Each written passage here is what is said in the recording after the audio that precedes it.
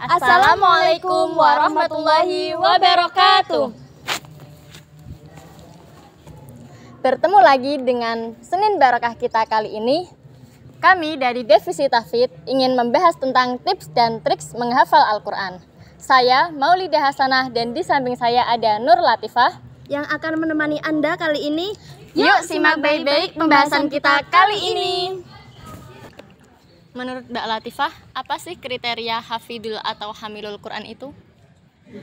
Dalam pemahaman menurut ulama klasik ini, yang dinamakan hamilul atau hafidul Quran itu ialah man jahada nafsahu bihifdzil Quran wa fahmi ma'ani wa bayani tafsirihi.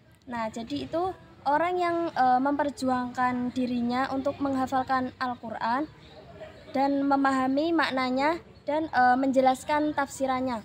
Tetapi di era digital ini, dalam artian di era modern ini, itu sulit untuk mempraktekannya ya Mbak ya. Nah, maka yang dinamakan hamilul itu ialah orang yang menghafalkan Al-Quran dan perilaku atau akhlaknya itu tidak menyalahgunakan kandungan Al-Quran. Gitu. Oh, jadi menurut Mbak Latifah, maksud dari hafidul Quran ialah orang yang menghafalkan Al-Quran dan perilaku atau akhlaknya tidak menyalahi kandungan Al-Quran tersebut. Nah, itu betul sekali Mbak itu. Kemudian apa sih pentingnya murojaah? Lantas bagaimana Mbak Latifah sendiri agar bisa memanage waktu agar tetap bisa murojaah Al-Quran? Apalagi Mbak Latifah kan seorang mahasiswa yang tentunya pasti sibuk dengan tugas-tugas kuliahnya. Iya. Nah, itu tentu itu sangat penting sekali ya Mbak ya dalam kita menjalani, maksudnya menjaga Al-Quran ini, apalagi kita seorang mahasiswa. Saya itu seorang mahasiswa. Nah, kalau kita berkaca pada makalah ulama al-ilmu sayyidun wal kitabatun qayyiduhu, ilmu itu adalah binatang liar dan buku atau menulis adalah pengikatnya. Jadi sama halnya dengan Al-Quran. Nah, Al-Quran itu adalah binatang liar dan murojaahnya itu adalah pengikatnya gitu. Nah, yang jelas untuk murojaah Al-Quran itu harus mempunyai komitmen dalam diri kita sendiri gitu. Terus komitmen dan mewakafkan diri kita yang mewakafkan diri kita untuk Al-Quran. Kalau kata guru-guru saya itu sedikit tapi konsisten itu lebih baik daripada banyak tapi tidak continue gitu Mbak. Terus bagaimana pengalaman Mbak Latifah sendiri dalam menghafalkan Al-Quran?